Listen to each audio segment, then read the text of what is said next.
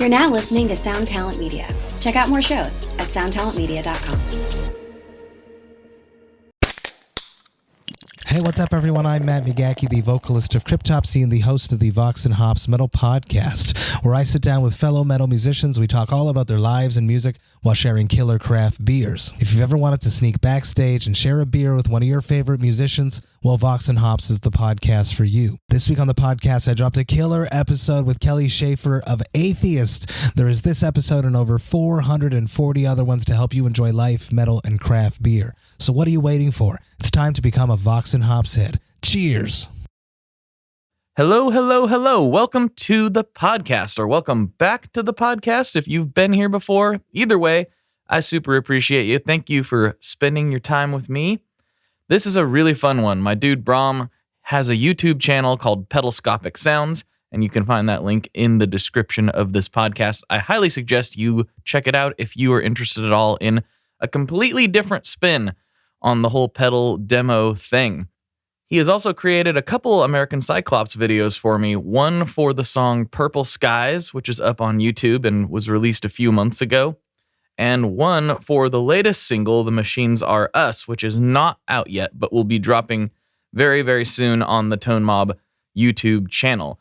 And I will put the direct link to that in these show notes when that is live. But as of the day this episode drops, it is not. But if you're listening to it sometime in the future, it might just be. Either way, you can slide over to the Tone Mob YouTube channel and check out those videos. You can also check out his work on his own channel, Pedalscopic Sounds. And I really, really hope you do.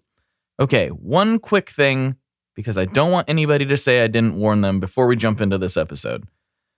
There is something really rad coming in February. In early February, there is a project that I think will probably, I think it might blow up the pedal internet for a few days, if not a few weeks.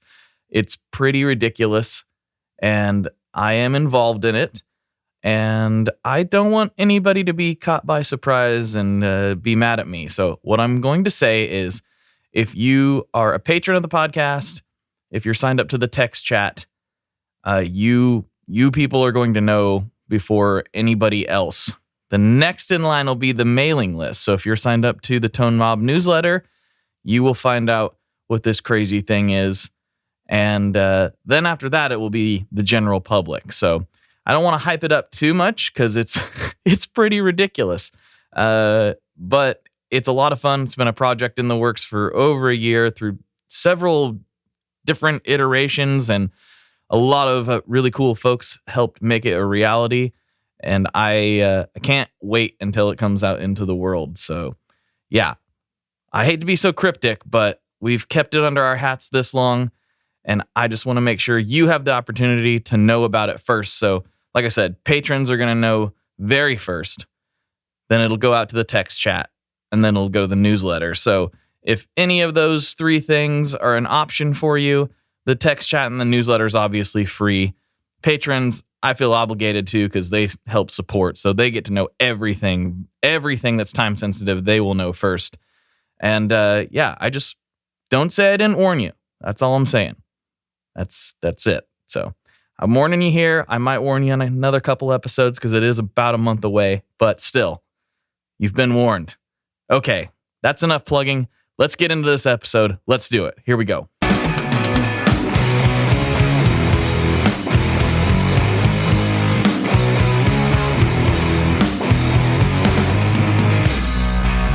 Hello, everyone. Welcome to another episode of the Tone Mob Podcast, the show about guitar stuff, occasionally, sometimes. I'm your host, Blake Weiland, and with me today, I have Bram Johnson from Pedalscopic Sounds and Tiger Mimic and probably some other stuff that I'm not aware of. So welcome to the show. Hey, thanks, Blake. Thanks for having me. Dude, I'm stoked to do this. You've been doing some really cool things in the gear demo world that nobody else is doing.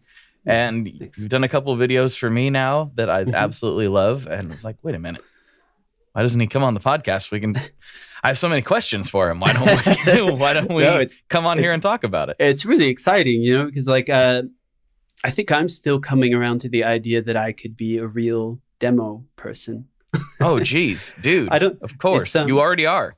Well, it started off on such a like casual, it was just something I wanted to do because as kind of a way of saying thanks to a builder.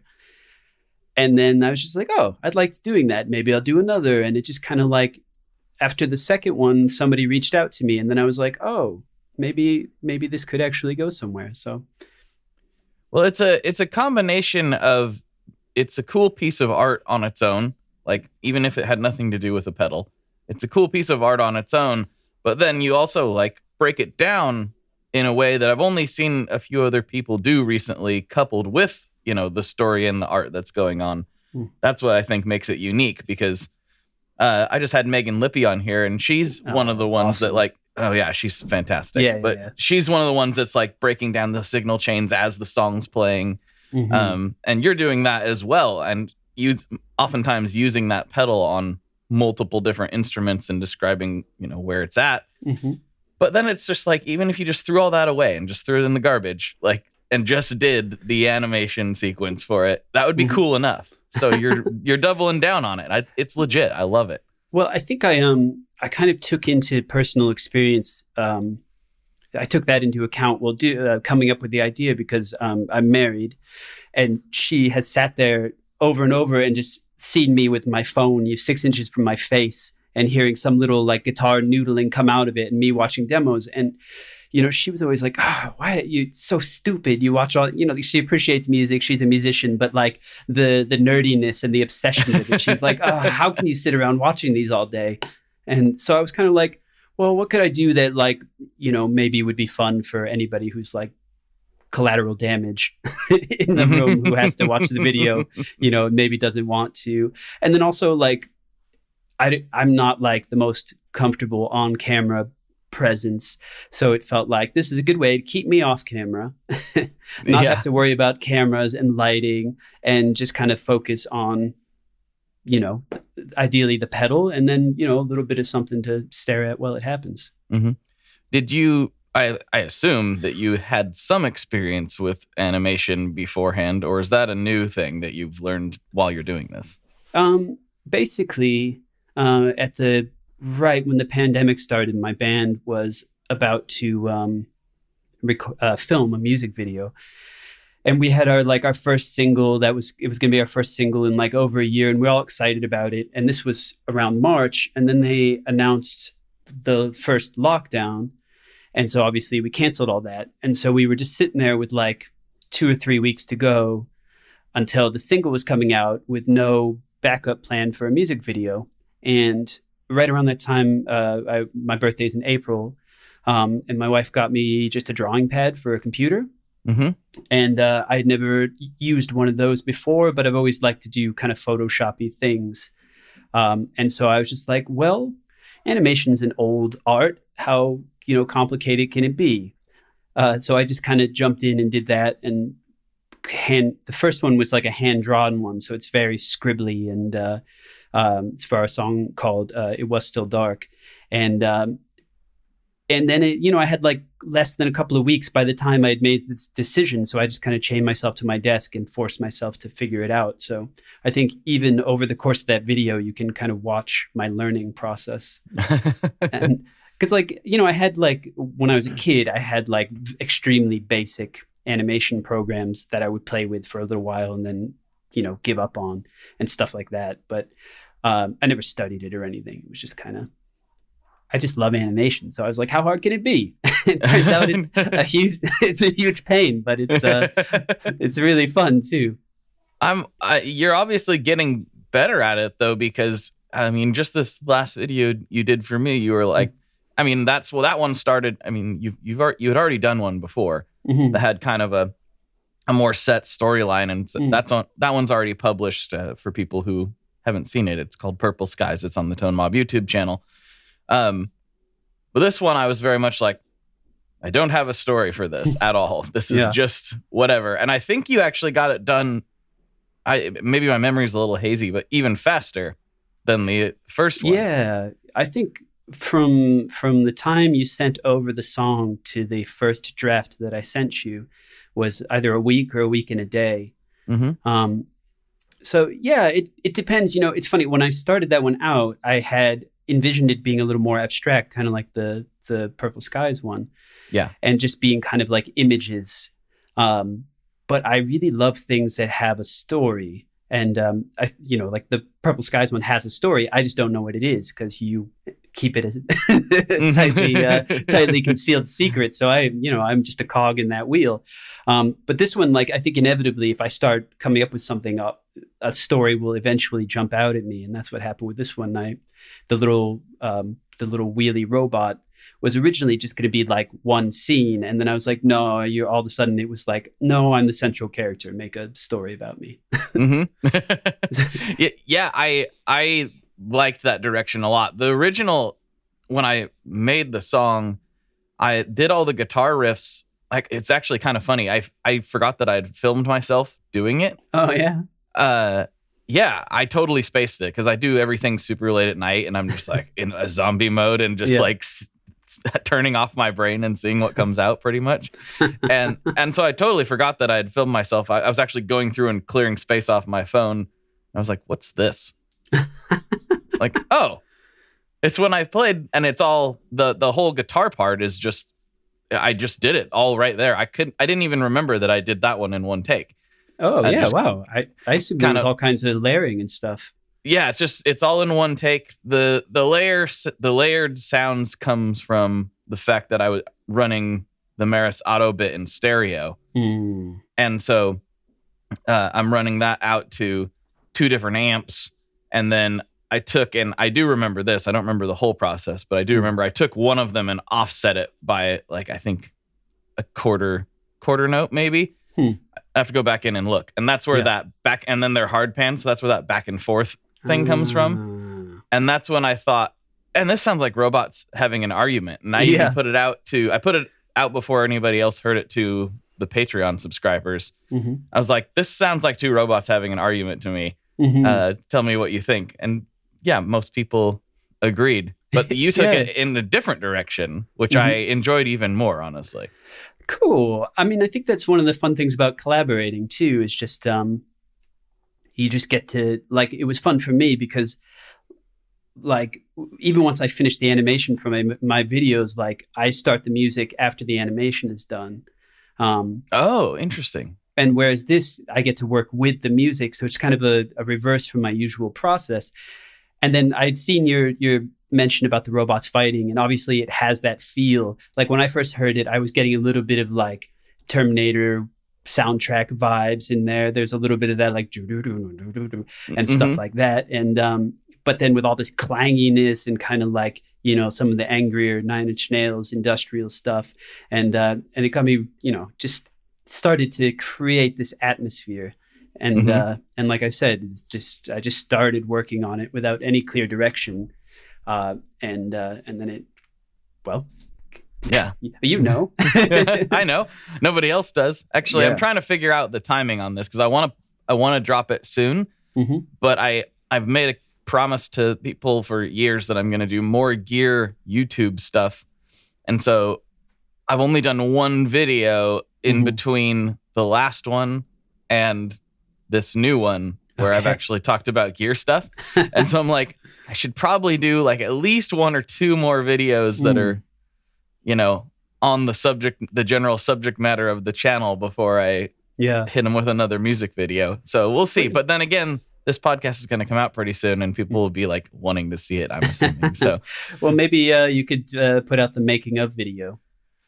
Oh yeah. Well, that one's it's literally just me sitting there strumming half asleep, but maybe you just described 3/4 of what happens on Instagram and everywhere else. That's true. But yeah, it's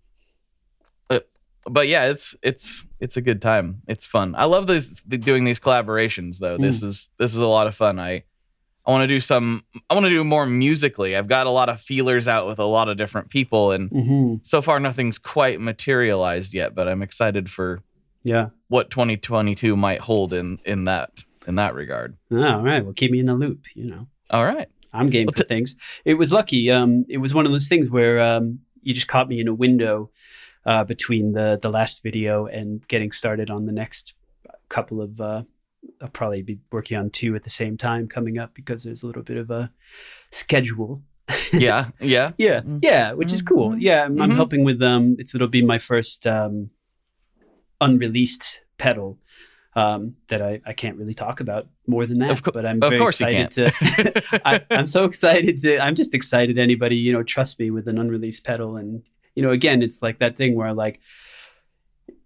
I released the first one last February, so it's coming up on a year, and the first one is like a skull jumping along that flies off into space and then crashes down and turns into a flower. Like when I put it out, I was like, this is either going to just be, a drop of water in the ocean that nobody's ever going to care about except maybe, Sean, because his pedal's in it.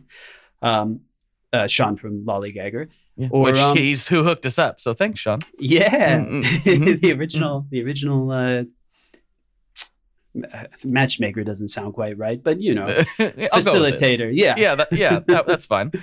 Yeah. I don't want to get too personal. I saw your thing with Grant and it started to get into foot tasting or something. So, you don't want to get a reputation. I don't know. I've developed a reputation for a lot worse things, so it's fine. Okay, cool. Anyway, like I put it out and I was like, I had no idea because there's sometimes this thing where you're like, well, I don't know. I've never seen anyone doing this exactly in the demo world, but like maybe there's a reason for that. Like maybe nobody wants it. So, there's always a bit of a leap of faith when you try anything new, I guess. More and more what I find to be a reoccurring experience in my general work and just in content. Sometimes the reason no one's done it is literally like because no one's done it yet. And you just have to throw it at the wall and see what sticks. There's all kinds of things. I talk about this all the time on the podcast, but I talk to Scott Morkart from Stringjoy like every day. And we are always brainstorming different ideas and we're always like, why has nobody done that before? I don't know. And it sometimes is literally just because nobody's done it before. Yeah. And some of it seems so simple that it's amazing that nobody's thought. I'm like, I'm not a genius, but I think of the band, The Killers, when The Killers came out. I was like, how in the world was there not a band called The Killers before The Killers? Yeah. No, that's really crazy. It doesn't make any sense. So sometimes you just get lucky and you think of it at least before anybody else put anything out, Yeah. Well, that's it. It's it's right place, right time, syndrome. Embrace it. And and just go for it. And then if somebody comes out and tells you got to change the name of your band, you do something else, but naming bands is the worst. I don't know if naming bands or musical instrument companies and or products is worse. Yeah, probably naming. I bet naming kids is tough too, but naming. Naming kids is easier because no one's going to sue you over your child's name. So maybe the kid. Bram was a rough one to grow up with. I don't know. I think of that. I think of Bram Bones from Sleepy Hollow, and he's a big tough guy. Interesting. That's a very rare pickup. That's what my grandpa always used to call me. Really? Yeah, he always called me Bram Bones. It's my name. I was named after officially. Bram Bones was a part influence, but the official name was from Bram Stoker, who wrote Dracula. But it turns out his full name is Abraham, so his name very well may have been Bram Stoker, and it could have just been a misunderstanding. But he's Irish, so maybe it was something in between. I don't know. So. Tell me about your story. Since we're starting with your kid with your name, like so this is the first time we spoke, and I fully expected you to come on and be speaking with a British accent. So that's fair. Yeah. And I was like Bram Johnson. That sounds like a British fellow. Oh no, doesn't seem to be the case. So let's get into it. As a very slight tangent, I did once convince a colleague with the help of a friend that my full name was Bartholomew. And we convinced him this for 3 years. And the day he left, his last day at the company, we finally sat him down and said, hey, by the way, Bartholomew, not only is it not my name, it's not anybody's name. It doesn't exist. And he was suitably irritated with us. But it was all in good fun. But I love it. You just have to, when you lie about something completely pointless, you just have to have a good poker face. I was like, you want to see my birth certificate? I'll bring it in. And he bought it. So shout out to Kevin if he's listening. This is another slight tangent, but a friend of mine, Jack, here in Portland, he makes Mr. Black Pedals. He was telling me a story where his friends, well, they may have been involved in some, altering substances, which doesn't help, may or may not, allegedly. Right. Coffee. Yes, coffee. Good coffee. Yeah. And this is when they were teenagers. I hope he's not going to get mad at me for sharing this. I don't think so. He's pretty open. His friends convinced him momentarily that, like, not only could he not hear anymore, but that he was also going crazy. Okay. Because they looked at him and, like, they'd just been hanging out for a little bit, and they started just mouthing the words to him. And he was like, "Guys, I can't hear you. What are you guys saying?" And they would act real frantic and like they were just mouthing the words. And he's like, "But guys, I can hear the music. Like, I hear music playing. I know you guys are messing with me." And then they held up a sign. They're like, "There's no music playing. It's all in your head." And he's like, "Oh no, what's going on?" And then it didn't last very long because somebody started laughing, and then well, also you didn't want to shatter his psyche completely. You're right.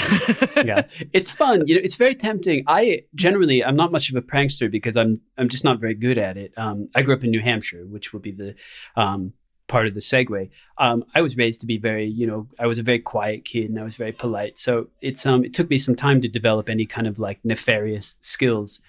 But there was one guy I used to work with at a different company. I worked at a hotel in New York, and he was just this chronic liar, and he lied about all kinds of weird stuff, just all the time. Mm-hmm. And so one day, my buddy and I, we were all working together on something, and we decided to get him back, and we took a photo together, and then I went and photoshopped it and put like a very faint ghostly apparition in the photo with us. And then we just put it all in a folder, and we got together on Thanksgiving at my buddy's house. And my buddy's like, "Oh, hey, by the way, if you want to look through those photos, they're on my laptop." And he starts flipping through the photos, and then all of a sudden he just freezes and he's like, "What is that?" And we're like, "Whoa, what is it? I don't see it." And he's like, "That right over my shoulder." And and so he was convinced he was haunted for quite some time. That's good. Yeah. He deserves it if he's going to lie about everything. He deserves it. That's fine. That was it. That's how I justified it too. I'm glad that you're feeding into my denial or whatever. Oh no, I'm fully supportive of this prank. This is there. Okay, well, we can't do that one right now because it will take literally the rest of the podcast. So we'll save this story for Patreon because I don't think I've ever told this story publicly, but it was a massive prank. Cliffhanger. Yeah, I don't think I've ever told it publicly. Maybe I have, but I don't think so because it's very long. Well, it would take too long, and we need to get into your stuff. So cool. All right. Bullet points. I was born in New Hampshire, in a very small town in the woods. I had lots of animals. We had a pet raccoon for a while. It was very scenic and rustic. Had a river in the backyard. It was very idyllic. Got to be a teenager, and of course, hated that. This is too nice. Yeah. What is all this beauty and peace? Mm-hmm. So I it was a bit windy. I went away to an art school in northern Michigan called Interlochen Arts Academy, which this will tie later into if we talk about Sean. Okay. Because that school is like 20, 30 minutes from where he lives. And then I moved to Chicago for a little bit, and then I moved to New York City, where I lived for quite a long time, right up until I left for London. We've been in London since 2017. So I was in New York City for quite a long time, just doing kind of whatever. I went there with no plan, no connections. I had worked on a farm to save up money, picking vegetables and digging in the dirt and stuff. So I had very little money. And of course. And the second I got to New York, it started going away. So I started working in restaurants and hotels. And then I got into a wine industry job for quite some time. And I worked there doing international logistics and brand management. So I spent 10 years working with wine and learning about wine and all that stuff. So it was super fun. and then I got tired of that too, and being in New York where you could literally do anything you want all the time. And so I was like, let me go somewhere a little bit more reserved. Came over to London, and yeah. Is that much more reserved than New York? I don't know. No, I've been to both places. I'm not sure that it is. Only in the ways that are really annoying, like in New York, if you want to like get pizza, you're just like, oh, hey, it's whatever o'clock. Let me order some pizza. And it comes and it's awesome and it's big. Mm-hmm. And here, it's like, oh, terribly sorry. It's a bank holiday and you shan't have any pizza this evening. That's right. And the customer service here is so frustrating. It's so much like, oh, yeah. Oh, yes. Well, terribly sorry. It's nothing we can do. And that's it. And especially in New York, you get that kind of like, if you're the squeaky wheel, like things usually work out. But anyway, no, it's been really lovely. Like the music scene over here has been awesome. It's a lot more like reliable and concentrated than it was in New York, where you mm-hmm. kind of hit or miss when you went out to see music. And yeah, it's been, we came over here specifically to like, it was that decision between either going career in the wine industry or coming over here and taking a risk and focusing more on music. So we came over, started Tiger Mimic, found two English guys to make music with, Ben and George, who play drums and bass for us. And we just went to the studio, made an EP, and we're just like, okay, let's see what happens. Let's mm-hmm. start figuring this place out. And yeah, it's been really lovely. Nice. Yeah. Yeah, you just gotta, it's tough. Like, especially, I mean, the timing, like, like getting over there. Like, all right, cool, let's do the music. Oh, okay. Well, yeah. I guess we can record stuff, but yeah, yeah. It was, though it was surprisingly. I wouldn't say it's easy because it took tons of research and stuff. But like once I left the 9-to-5 office job. And like, had a little bit of savings so we could like really focus on it. And like, I'm like a very methodical person. So I like make spreadsheets and cross-reference and learn every mm-hmm. person who's in every blog and who's promoting shows and this and that, and just started putting feelers out. And I think that's one of the things I found in life is like, sometimes, like it's funny when we were looking for producers, I was like, yeah, let's ask everyone. And I was like, who'd be fun to work with? Tony Visconti. And so, yeah, but I'll tell you, I mean, yes, it would. Yeah. I'd tell you what, though, I wrote to his manager and his manager was like, oh yeah, Tony would be up for it. Here's what it would cost. And we were like, oh, okay, thanks. It was, obviously way out of our budget. Right. But hey, at least if it's there and now you know. And I think that's my lesson or my message to everyone. Just do it. What's the worst that can happen is somebody will say no. Right. It's been the same with the pedal thing because I've reached out to some people. Some people reach out to me, but you never know until you ask. And like mm-hmm. nobody's gotten angry at me. Some people have said no. Some people have said yes. It's been it's been pretty cool. It's yeah, that's the thing. I wasn't so sure when I started this, like what was going to happen. Mm-hmm. I've told this story before, but like the big eye opener for me was when I was literally driving to work mm-hmm. and I had Googled Keeley Electronics phone number. I was like, I wonder if I can get Rob on the podcast. Mm-hmm. That'd be cool. Like it's Robert Keeley. Yeah. Next thing I know, I'm calling them while I'm driving to work, and yeah, this is Keeley Electronics. I was like, yeah, hi, is Rob available? Yeah, just a second. All of a sudden he's on the, hey, yeah. This is Rob. What's going on? I'm like, well, I'm a guy with the podcast where I interview guitar people about stuff. Do you want to come on? Yeah, sure. When you want to do it? Awesome. I'm free this evening, or like the next evening. I think it was that evening. Like, wow. I was like, I'm free this evening at this time. Yeah, I can do it. Tell me how to do it. And then fast forward to that end of that evening, and I'm talking to Robert Keeley about his drug addiction that I had no idea it was even an issue.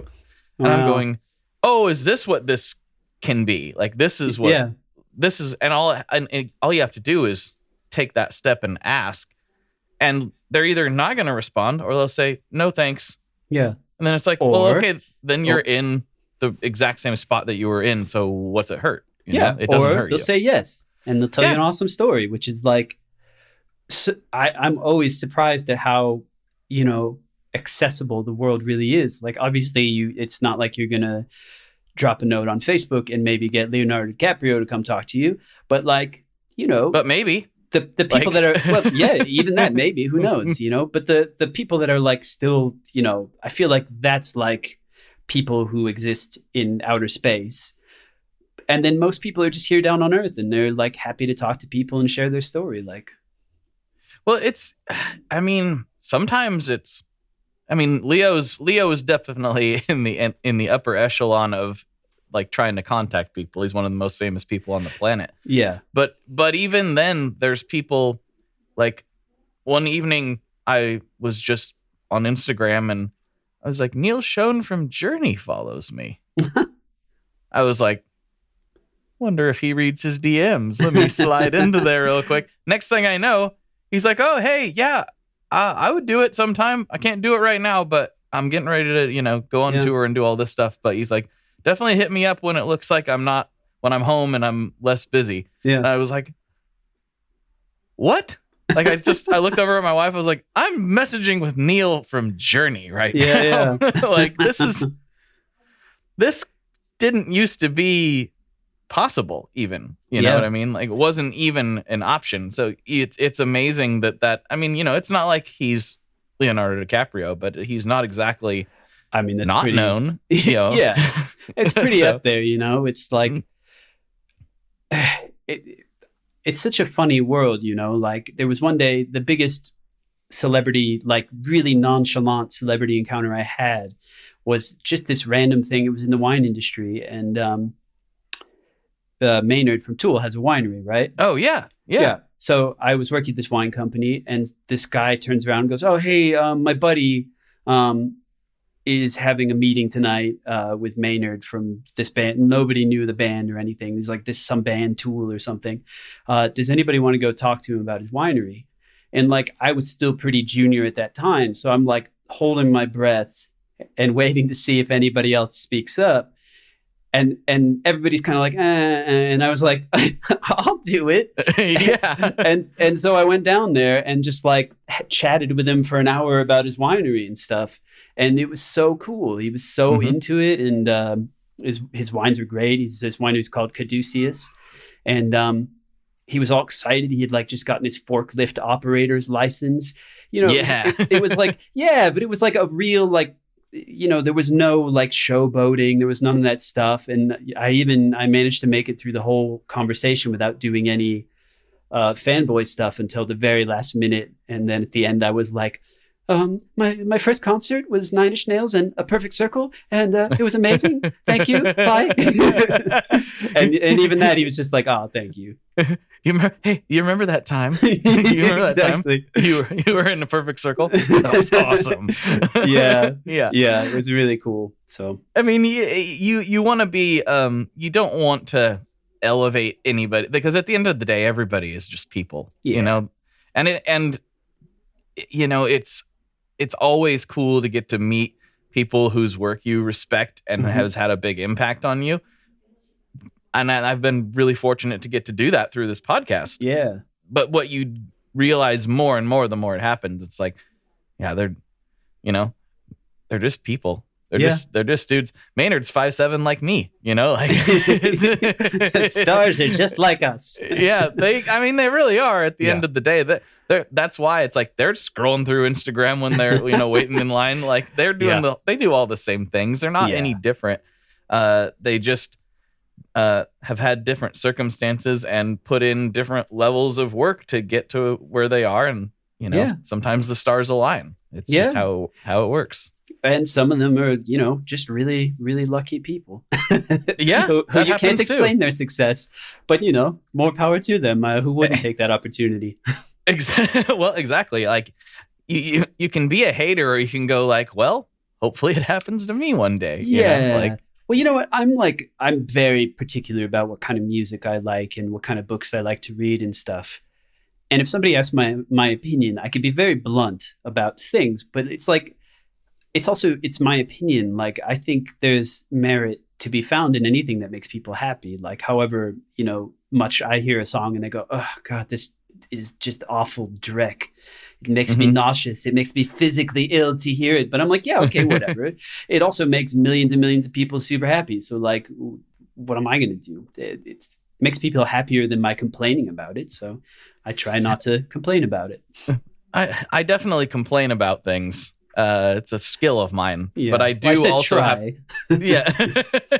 I do also have to recognize though, like sometimes I'm out here screaming into a microphone running through a distortion pedal and that's not any cooler. That's also equally silly. Like, maybe I like how that sounds, but millions and millions of people do not like how that sounds. So, Yeah. I have to realize that my tastes are my tastes, and they might be a little bit on the abrasive side for mass consumption, to put it nicely. But if the whole world could take the perspective and go, well, this is my opinion. Not everyone's going to like it. Not everyone's going to agree. And that's okay. It would be so much less stressful, It's just like everybody, I don't understand when people go, well, this is my opinion. And so if you disagree with it, we have to fight because you're wrong. Or, by you saying something different, it's implying that I'm wrong, even if you didn't say that.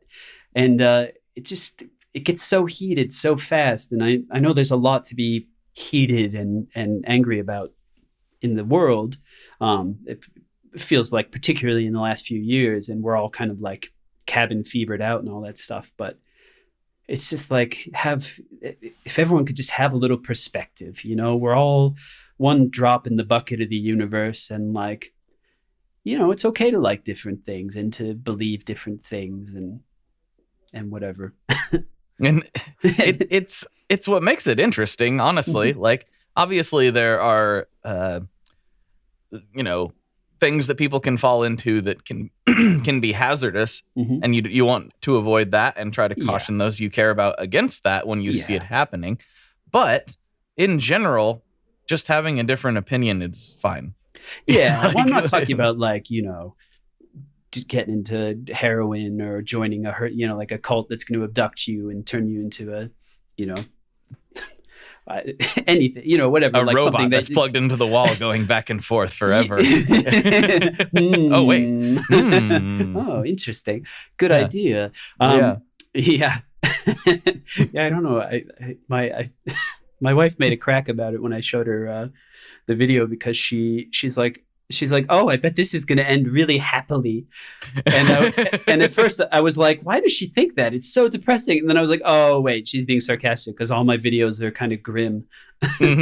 Yeah. Well, it didn't help when I was like, with the first video, and I was like, well, first of all, he's got a body in the trunk. So helped me. There's that. Yeah. Like, it's not going to.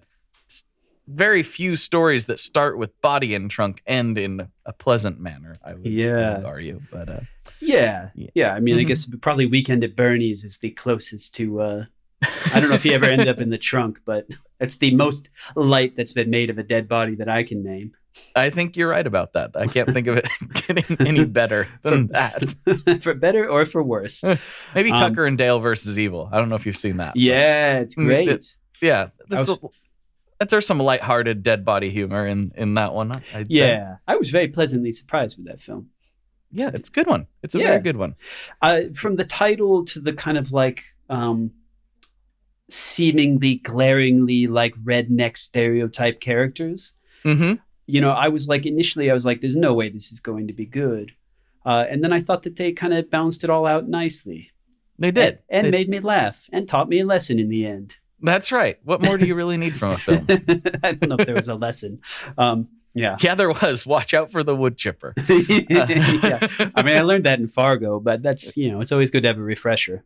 Well, in Fargo, they didn't have any control over it. They just ended up in the wood chipper. In this one, well, we won't spoiler it. Go watch the movie. It's fun. Yeah. And bloody. Yes. And fun. And bloody. Yeah. I was going to say, like, I don't remember the exact phrase I just said, but like Dead Body Humor. That's like the name of my next record, I think. It'll be a good one. Yeah. Awesome. But tell us about the band a little bit. Like, what are you guys shooting for? What's your rig look like? All that jazz. Let's go through that whole thing. Cool. Well, so it's sort of started in New York with so my wife is in the band, and we trade off on singing duties, and I play guitar and she plays a little bit of synth in there. But it initially started in New York, and it was just us and an acoustic guitar for the most part. We never did a full band performance. We had some of the same songs, but a different band name. We were called the Neverbirds back then. And also a good name. That's a good name. It was all right. Yeah. Yeah. You know, it was a little Peter Pan reference, but gotcha. Yeah, it just didn't feel, it felt a little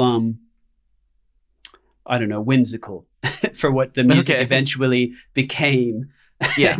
And so we came over to London, and we met our bass player through a friend of a friend, and we used a session drummer for the first recording because we didn't meet George, who's our current drummer, until a few months later.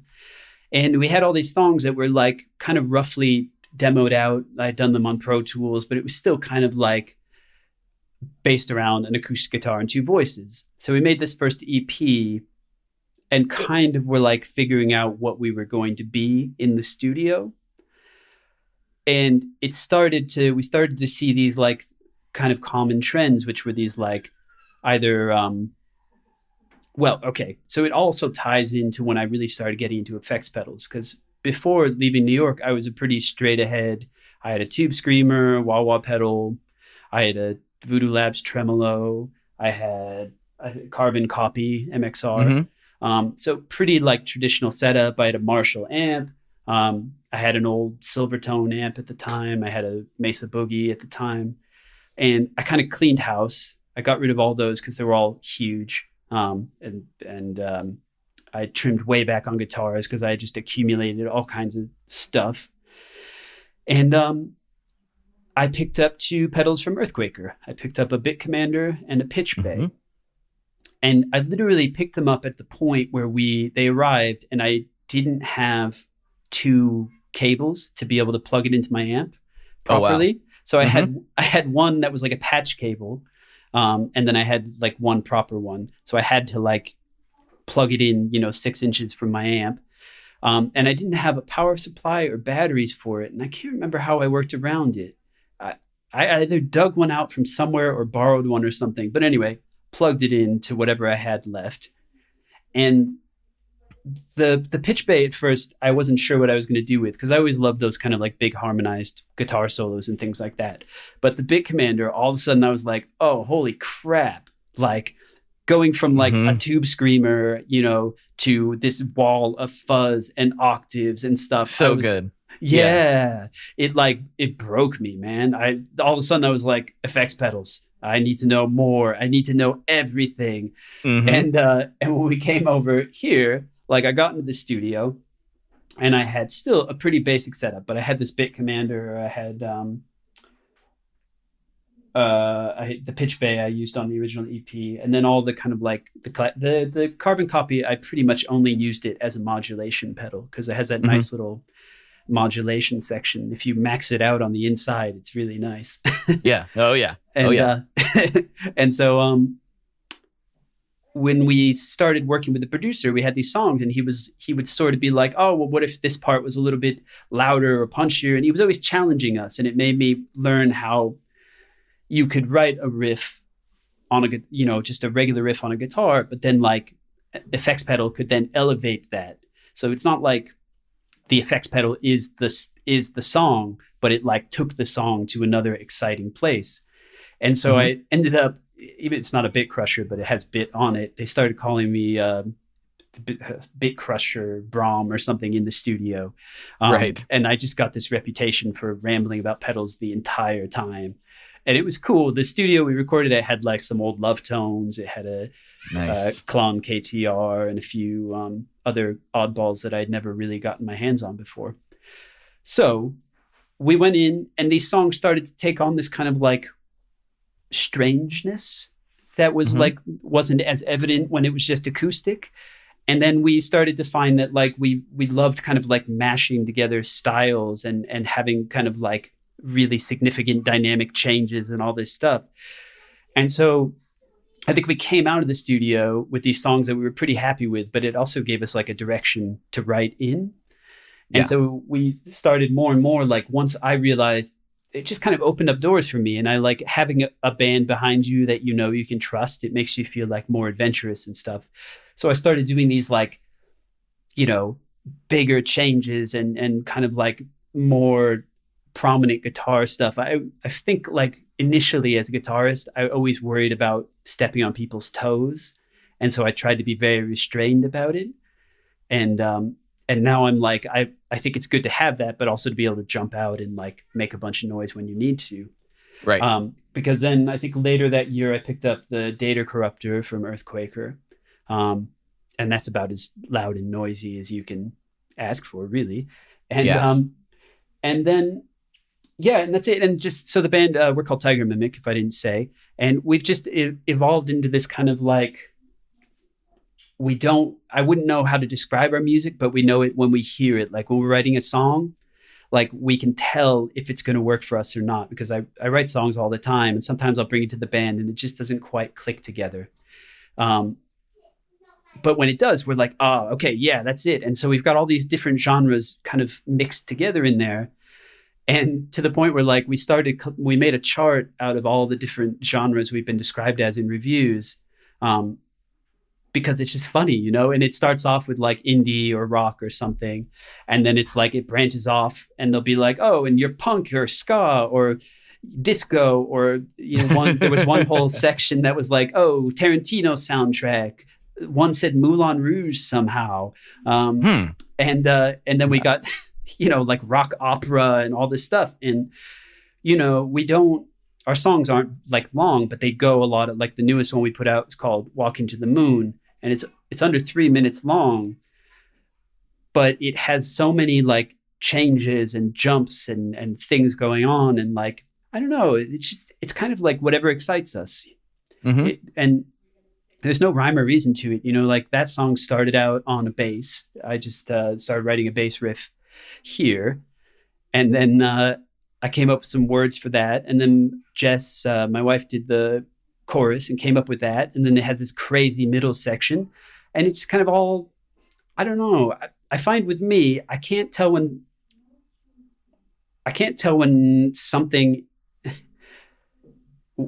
I'll know when something's finished when I can't see what's missing. But like until that point, like I can't tell what's missing. So there's a lot of like throwing stuff at the wall and seeing what sticks in my writing process. If that makes sense. Oh, I understand. Cool. I've got I don't even know how many projects saved where I'm like, there might be something there. Yeah. I don't know. And then I'll come back to it sometime and like, oh yeah. Well, it's like with some of these collabs, there's been times where people have asked like, where do you want to start? And I'm like, I don't know. Yeah. Here's this thing that I did while I was half asleep. See if you think you can do anything with it. And you know, it's you never know. You got to record everything. Since we now have the ability to do so, most of us, I think record every idea you get. I mean, even if you're just humming it into your phone, whatever. Like, you never know what you might be able to draw out of it later. I think that's really important. So I like that method. As a counterpoint, though, I was watching. Did you watch that McCartney 3-2-1 thing where he talks to Rick Rubin? I did not. I just finished that Get Back series, so I'm a little bit full of Beatles at the moment. But I will. I will watch what that. I'll say is, I also watched the Get Back thing. I would say it was very poignantly boring.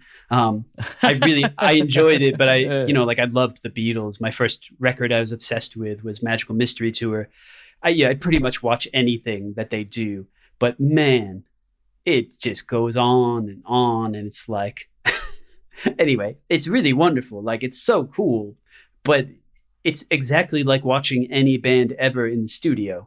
Except I think that's why I liked it so much. Yeah. Because it is, I wouldn't probably have sat through that for anybody else, but because it's the Beatles, I kept going like, telling my wife, I'm like, see, We all do that. Like, Yeah. It's not just me. Yeah. We all do that. Look how bored Ringo is. I've been bored. Yeah, it's like, I farted. Like, Yeah.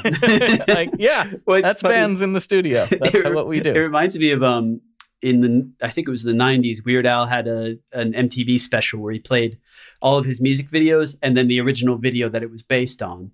And in between, he said zany stuff. And it was around the time the Beatles anthology came out. And in between the videos, he goes, "Oh, here, this is my favorite track. Oh, it's called Paul Brushes His Teeth." And it's just... and that's it. But like, honestly, I loved the Beatles anthology for that reason. And like, just listening to them giggle their whole way through a track is like, I don't know. It makes it feel so human for people who have been elevated to such a status. 100%. 100%. But sorry, you were talking about the Rick Rubin thing. We got sidetracked. Oh, yeah. So Mhm. Paul McCartney said, he's talking about how their songs are so catchy and memorable because basically Rick Rubin's got what appear to be the master tapes and they just listen to them back on a big mixing board and Rick Rubin slides down, like singles out certain parts and like fades in. And so you hear all these different parts of Beatles songs and then Wings and Paul McCartney solo stuff. And Paul just stands there and just kind of chats about it. And it's awesome. But Paul at one point goes, "Yeah, well, I think one of the reasons a lot of our stuff was so memorable was because we had to remember it. Like we didn't have any way to write it down. Mm-hmm. So like we wrote a lot more songs than this, but the stuff that stayed is the stuff we could remember." And like part of me is like, is recording everything making me, useless? In the same way that like it's like spell check is making me worse at spelling and lazier at typing. Am I letting technology turn me into the Wall-E people? Well, that's another debate. Possibly, we might be. That is. I was hoping it was true. a no. Well, I mean, I'm doing my best to combat that. But I don't know if it's working or not. But yeah, same. It's that is an interesting point. But I have to say, like, in their case, mm-hmm. they were able to, because I'm not saying that they grew up rich or anything. I don't actually know all their backgrounds. Yeah. I'm not saying that at all. And I think, yeah, it's kind of like they came across the board, right? Yeah. But regardless, they were put into a position early on where they were not able to, because it's a lot of work, but where they played for 8 hours a day. Yeah. Every single day. Yep. All day long. Yeah. For who knows how long. I don't even remember. Months and months and months. Yeah. And I just don't see 99% of artists being able to be in that position. They've got to eat somehow. Yeah. They may have other responsibilities. They may have other things. So, well, I'm glad that they were able to do that because they were able to crank out some of the best work of all time. I think I will always be thankful for recording stuff because I've never written a McCartney level anything and probably never will. But some of my favorite things I've ever done came from me going like, "Oh, I have an idea. Don't forget that for later." Yeah. And then I was able to turn it into something that I think is cool. And I just want to encourage everybody to use all the tools they have at their disposal because so many people want to make stuff and so many people want to create art and create music and they just don't. Yeah. And the only reason is because they just don't. It's not because they can't. They just don't. Totally. And so I want people to do it because it's even if it's just for you or it's just for your grandma or nobody hears it, sometimes just or at least for me, just the process of doing is enough to be worth the time. That's my. No, when I was starting out, I started out with bands in high school, like pretty much everyone that is in a band. And, for years I got by with a Tascam 424 Porta Studio recording onto a cassette tape with a pair of SM58s. I had my first guitar was a Hammer Slammer Eclipse. Yeah. And I had a Zoom, whatever. I didn't have the guitar multi-effect. I had the bass, the 508 or whatever it was.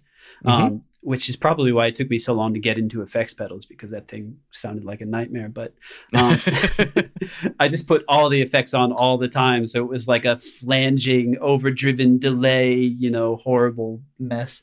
Yeah. And anyway, that got me through for years. And I have gone back and cannibalized some of those riffs that never got used for anything publicly and used them in Tiger Mimic. Some of the stuff, actually, even in the last Pedalscopic Sounds, the very end music of the newest one that I did with Champion Lecky is a guitar part that I'd written in like 2003, just as a song back then, that the song wasn't really good, but I always liked that guitar part. And like, I feel like there's no reason to throw anything out. Keep it, right. Let it find its place. And that's what I mean about the like throwing stuff against the wall and seeing what sticks. Some of that is having this like pocket full of riffs and things and being like, oh, I wonder if we tossed this in here, would that work? And, worst case, you got some freakish Frankenstein thing and it doesn't work. But like, sometimes it's like that riff has just been waiting for this opportunity all these years. Mm-hmm. Mm-hmm. So I like that idea of a riff laying in wait. Like, oh, not yet. Now. It's the time. Yeah. Like it has a life of its own. I love it. Exactly. So I guess to sort of circle back around, my main rig for the band and for even Pedalscopic Sounds, I use a Stratocaster for pretty much everything.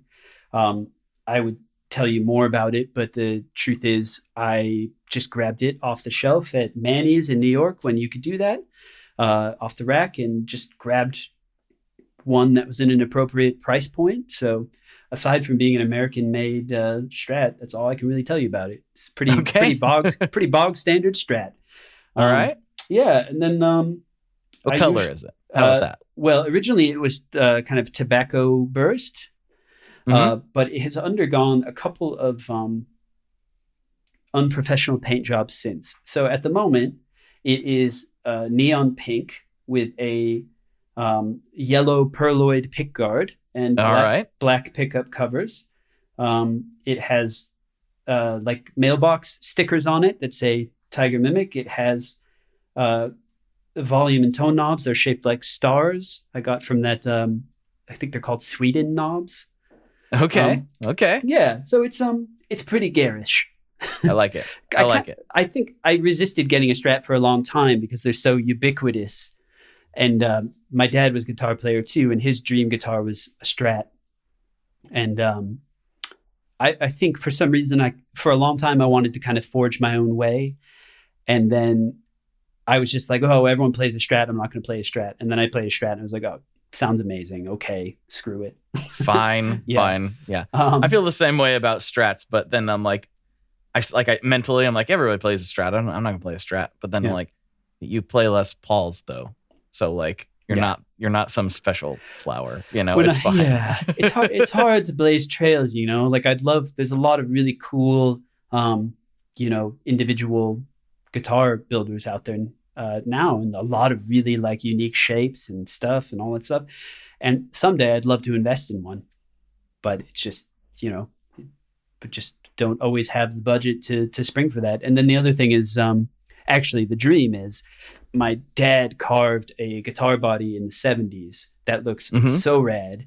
And he just never finished it. So I've got this, a Jaguar neck from the 60s that he had saved from a Jaguar that he tore apart to use to repair his car with pieces from. And okay, because nobody wanted Jaguars back then, apparently. And so he saved the neck because he liked that, and he carved this body, and then just never got around to wiring it up or finishing it or anything. So, oh man, you gotta finish that. That'd be sick. I had dreams of doing it myself for a long time, but I think because if I screw it up, it's done.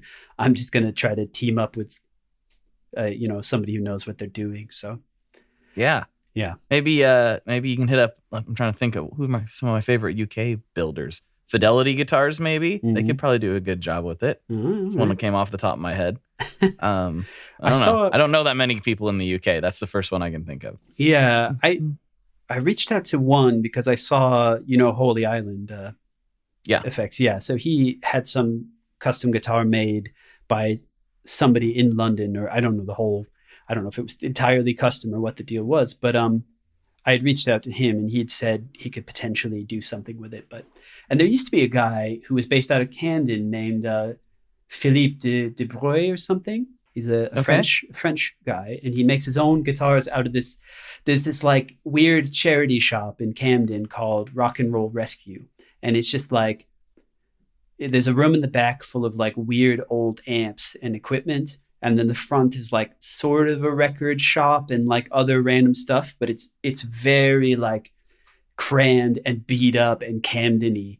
And sounds awesome. It's really cool. And I found it because there's a promoter that we work with called Kick Out the Jams. And they put on a lot of great shows. And they used to put on shows in the little back room of this charity shop. And you can only fit about 15 people in there if you're all very, if you're intimate, 20. But it'd be really cool because you'd go back there and they just plug you into whatever they had at the time. So you just use some random little amp and play this really sweaty, fun, secret gig in the back of this charity shop.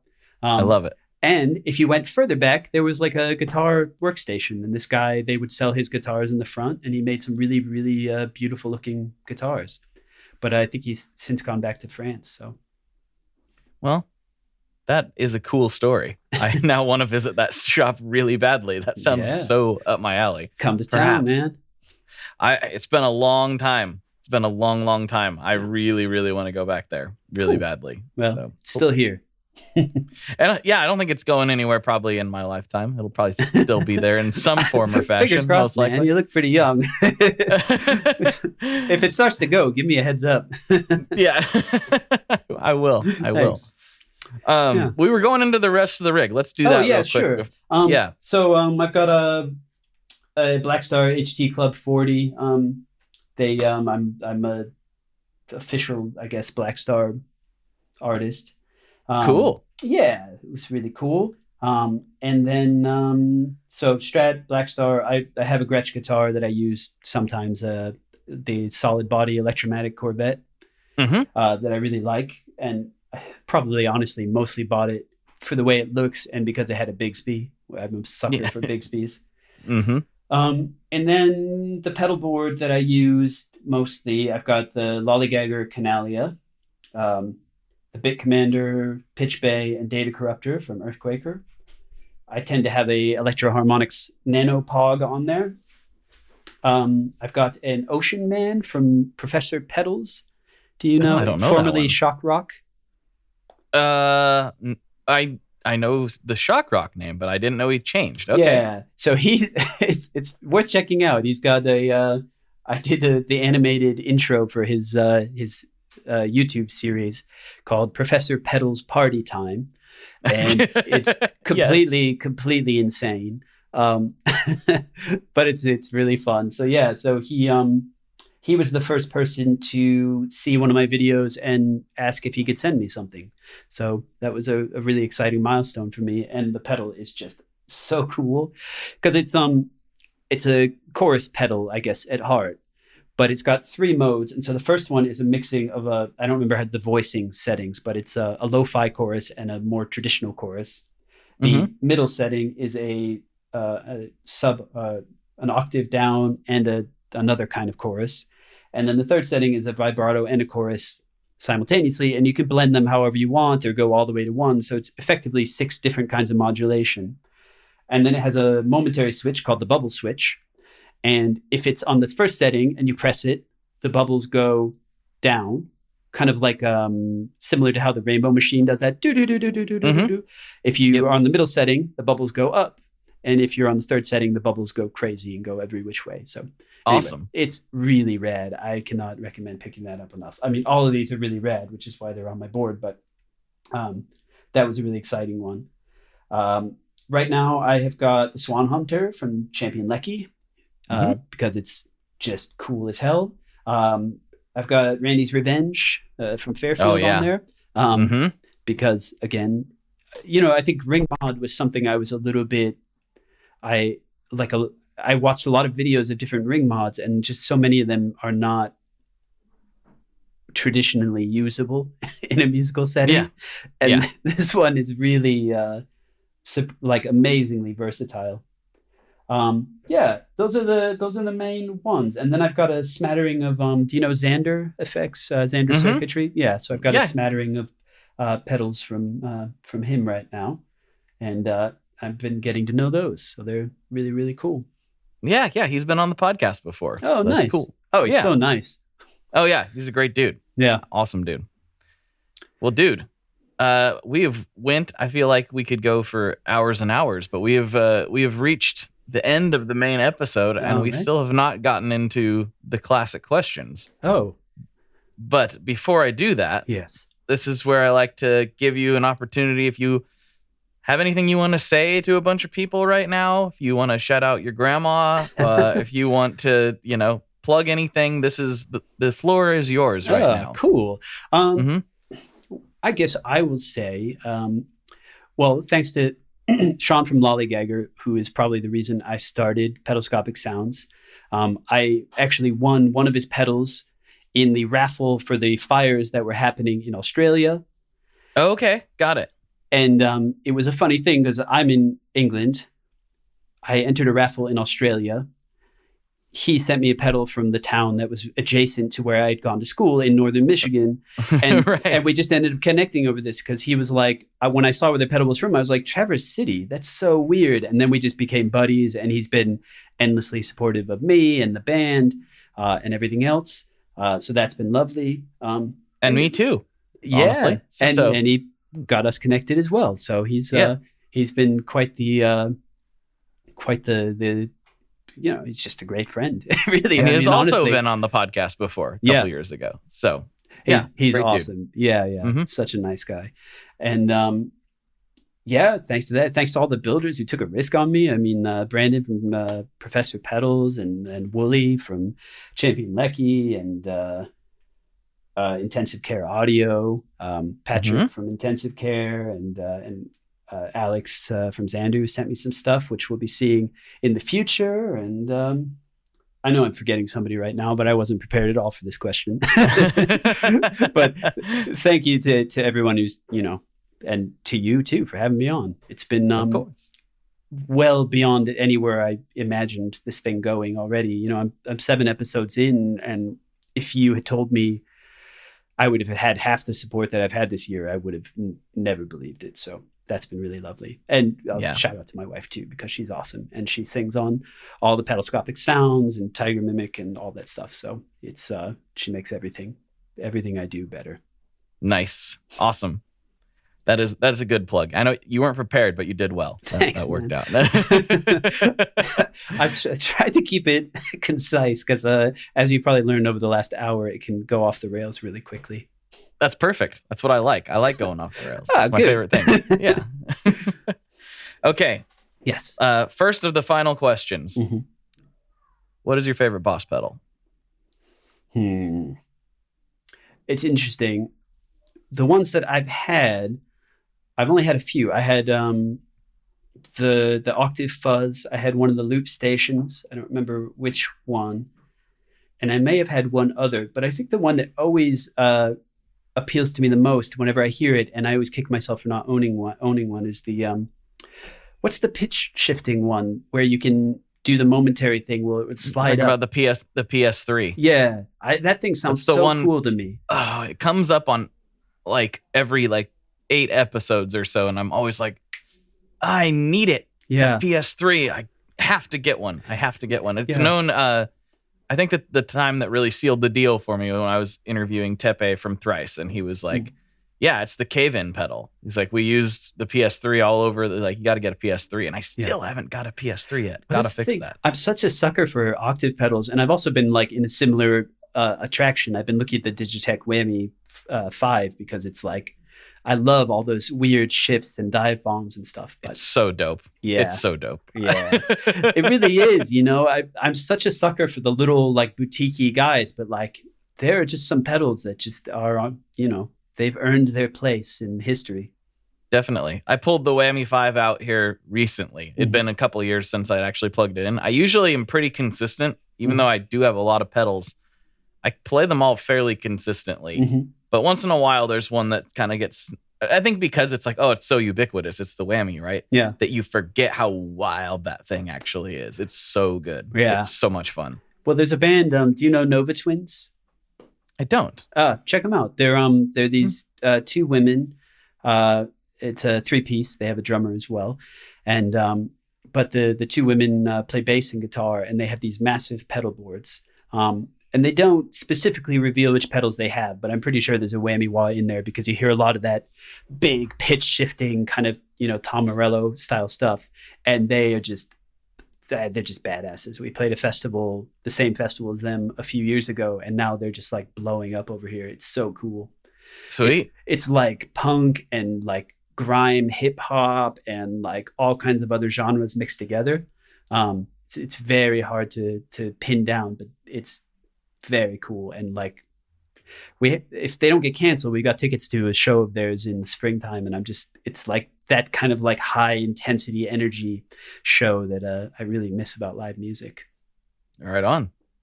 Nova I will Twins. check them out for sure. Nova Twins. Cool. It's a good name too. You got a lot of good names flowing out for bands and groups on this episode. That's nice. All right, final question. Mm-hmm. This is the one that gets pretty dicey. Yeah. Pretty intense, but what is your favorite kind of pizza? Well, it's interesting. It's I don't know if I would say it's a specific like topping combination, but there was this one pizza place when I used to work in Chelsea in New York City, and there was this not at all famous, just regular pizza place called Mafe, and it closed after I think there was a hurricane or something, and its basement flooded or something, and they just didn't reopen. And I would go in there, and they had this bordering on abomination of a slice. I mean, it was so thick, but it wasn't like Chicago pizza. And it was fried eggplant, regular, mozzarella, whatever, and sauce, and then huge globs of ricotta. And man, it was so good. I think about that pizza all the time. And I continued working in that area like several years past the day it closed. And there was not a day where I was like, man, I wish Mafe was still here. Yeah, walking by it, looking at it. Oh, man. Yeah. And it's more than it was like a truly great piece of pizza, let's say. It was just so satisfying. Yeah. And I and love specific. Yeah. And I miss that about New York, where you could go and be like, okay, here's my $3. Give me a meal that I could pick up and shove into my face. Yes. While I walk to wherever I'm going. Yeah. Yes. That was, it was great. Every blue moon, like if I was super hungover, I could do 2 slices, but it was always filled with regret after. As most of those meals are. Yeah. Like, yeah, that just is, I think that comes with the territory. Yeah. Exactly. When you said Grimaldi's, right? One of the Love other Grimaldi's. Yeah. Oh, yes. Because I heard your thing with Absolutely Grant the other day. Yeah. That's the thing, that some of those classic New York ones were so good too. But they're all different. There was one in Yonkers, of all places, just called John's Pizza. And my boss would occasionally do things because he had to prove something to us on occasion in a nice way. He would just close the office and take us places. Like he would take us out to see movies. He loved Charlie Chaplin.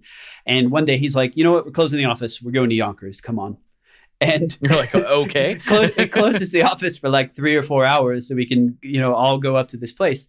And the difference was that they put the sauce on top of the cheese so that the crust stayed very crispy. And it was really, really good. And I loved that about New York, how everybody had such strong opinions about things that were only marginally different. Like bagels. I had so many of the best bagels, big air quotes there. And I was like, yeah, okay, whatever. They're all good. Right. And but the passion that people have about their favorites in New York, I think is one of the things I miss about that place. New Yorkers, you hear the phrase like only in New York so much in New York, even though everything that happens in New York happens everywhere. But they're so passionate about this belief in New York. It's a very, you end up feeling like you're part of something in a very different way. And because it's such a condensed city, like London is very sprawling. Yeah. Yeah, New York was very, very interesting that way. It took me a while to miss it because I kind of burnt out, but Well, I've been there twice. Mhm. Yeah. For roughly I think a week and a half both times. And I really loved it. yeah. I was also really glad to leave. Yeah. It's one of those things I'm like, I'm not tough enough for this city. Yeah. Like this West Coast boy does not keep up with that's not actually true. I love how fast everybody walks over there. Because over here, people walk too slow. And Yeah, I'm it's constantly, horrible. me and my wife are constantly just like going around people like, come on, we're trying to get somewhere. Yeah. And so in New York, we fit in really good with that like move pace. Like, this is awesome. Yeah. But the overall, like, it's like a pressure cooker Yeah. of a city. Like you walk out the door and I feel like you got to be constantly on, like ready to go, Yeah. like ready to fight, and not necessarily physically fight, but No. like maybe. You know, Eh. you say that, but it was like I lived there for 14 years and Mhm. I witnessed some very violent things and I heard some things that were very shockingly violent that happened within, a couple blocks of my house or my apartment that made me uncomfortable. Right. But I never saw any of it. And you're right, though. There's that intensity and it does feel like people are ready to fight. But the funny thing about New York is like, there's like a gooey core to all of this fighting where like people are actually really nice and helpful. Like if you ask directions or, like there's plenty of people that blow by you. There's millions of people in the city, but like if you stop and ask for directions or you start a conversation with somebody or whatever, like it's a surprisingly open city. Cause I moved there from New Hampshire and I had been there once on a school trip. So we went to Times Square, we went to Ellis Island. Like I didn't go to New York, we went to Broadway.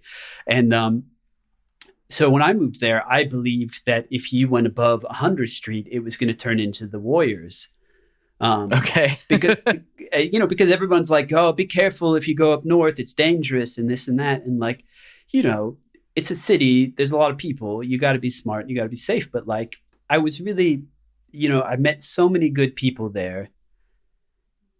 And like, there's too many people for everyone to be good, but like I felt like the prevailing feeling I had for all my time in New York that people's hearts were in the right place, and like for instance, London just feels a lot more dangerous. In a weird, in like a casually dangerous way, which is funny because like 23rd Street, there was I don't remember what year it was, but the 2 pressure cooker bombs went off in Chelsea and blew the glass out of the front door of the office building I worked in. Like it was that close to, where I worked that I just showed up to work one day and everything around was blown to bits. And just life went on. Everybody's just still doing their thing. And like nobody got hurt, thankfully. It was just one of those things, but it's weird. I still left feeling like there was some kind of logic to it all. Like it seems like chaos. It seems like everyone's kind of like out for themselves. But at the same time, everybody's kind of like following some like unspoken rule. There was like some kind of like dignity, like, oh, we're New Yorkers. We're all in this together. We're doing this. And sure, we may seem tough, but we're here for you. Yeah. Yeah. I don't know. I really love that city. I didn't fully understand till we went there. We went there for the only 2, unfortunately, Fear the Riff shows that happened. And like I said, I was glad to leave. I was like, like a sense of relief. Yeah. Especially the second time. The second time we actually drove out of the city because we drove to Boston. Oh yeah. And That's so a nice it was drive. literally like as soon as we got out of this, I could still see the city, but as Yeah. soon as we were out of it, both my wife and I we were both like, you feel that? Like there's like a weight off my shoulders, like in a weird way. Yeah. And It's addicting. but at the same though. time, that's what makes it fun. Like that's what makes it interesting. It's not like anywhere else I've ever been. Yeah. And I love New York, and I'm definitely going back to New York. It's a funny thing about it was it's like You know that airplane where they teach astronauts about zero gravity, the parabolic plane? It's like that, where like sometimes you're floating and it's awesome, and then sometimes you're just getting crushed.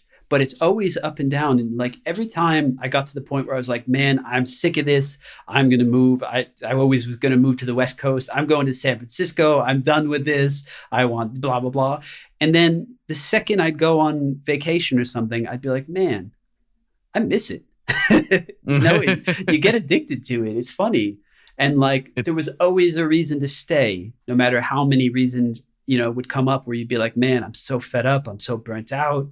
It's obviously not my nature to be in a city like that, because I grew up in a town of 1,000 people spread out over a much bigger area than Manhattan. And but yeah, once you start to like, if you find your groove in New York City and you find the things that excite you, like, you could spend your whole life there doing weird, fun things. Yeah, it's millions of people do. Yeah, exactly. Yeah, I mean, almost nobody is born there anymore. It's funny. The company I worked at was like 30 people, and I think there were probably maybe 3 people who had been born in New York. That sounds like Portland. Yeah, it's probably. It sounds very much like Portland. Yeah, well, see, and we keep talking about, we're like, oh, it'd be nice to move to Portland, because I know a lot of people in the wine industry out there, and a bit in the pedal world now and stuff like that. So part of me is like, move out there and, I don't know, do something cliched, like open a craft brewery or something. You guys still need those, right? Yeah, we don't have enough of those yet. If you're going to do it, move out to the suburbs. There's slightly less of them. Yeah. Well, dude, thank you so much for coming on. This was a blast. Yeah. I really enjoyed it. Thanks for having me. Yeah, we'll have to do it again sometime. This was really, really a good time. Anytime. I feel like my rambles avoided most of my actual biography. So which is always my technique of deflection. All right, everybody. For Bram, this is Blake. And as always, folks, good luck and good tones. All right, there you have it. I hope you enjoyed that episode. Bram and I went on for, I think, another like hour and a half or so, maybe hour and 15 for the patrons of this podcast. And if you would like to support this show, help keep the lights on, and get a ton of additional content delivered to your ears, you can do that by supporting over on Patreon or through the Apple subscription. If you go to Patreon, it is a more direct path to me, and you can actually send me messages and stuff through there. And so either way is fine, but some people like the convenience of Apple, and it's right there in the app if you should choose to do so. Either way, you're going to get the same premium content there. And I also want to reiterate, patrons will be the first folks to know about the upcoming thingy that I teased in the intro. But if that is not in the cards for you, I totally understand. You can still communicate with me through the text chat, which that is in the show notes. And you can also join the newsletter, and you will be the next in line to find out about the big crazy project. So those are both free, and I am happy to chat with people anytime. So hit me up there, and please make sure you check out Bram's channel. It is seriously so good. So with that, I think I will say sayonara, catch you later. Later, hosen. Bye-bye. One last thing before we totally sign off here. I just want to remind you that if you do any shopping at Stringjoy, that's Stringjoy guitar strings made in Nashville, that will help me out as well. As I've said for years, I'm heavily involved in that company, and I really do think they're making the best products on the market.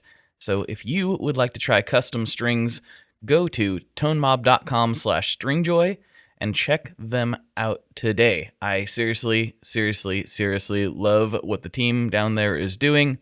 I help them out with all kinds of things, and by you supporting them, you are also supporting me as well. And hey, you need some strings, so why not get some custom strings just for your guitar and playing style?